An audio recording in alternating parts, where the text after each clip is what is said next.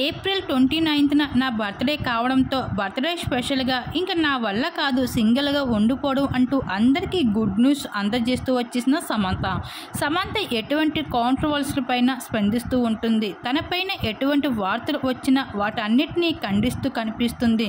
కానీ ఇప్పుడు సమంతకి సంబంధించిన లవ్ స్టోరీని ఎంత ట్రెండింగ్గా మారిన విషయం కూడా సమంతకి కూడా తెలిసిందే. అలాగే రీసెంట్గా తిరుమలకు కూడా చేరుకుంటూ వచ్చేసింది సమంత తన ప్రియుడు రాజుతో.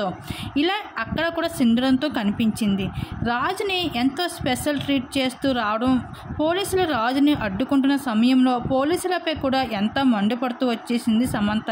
తనని వదిలిపెట్టండి, అతను నా వ్యక్తి అంటూ చెప్పుకుంటూ అయితే తిరుమల లోపలికి తీసుకుని వెళ్ళిపోయింది సమంత.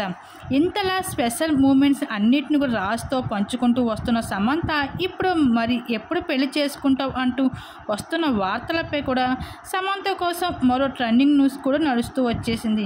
అయితే సమంత తన బర్త్డే స్పెషల్గా తన ఎంగేజ్మెంట్ని న్యూస్ని కూడా ఎంతో గ్రాండ్గా రివీల్ చేయబోతుంది.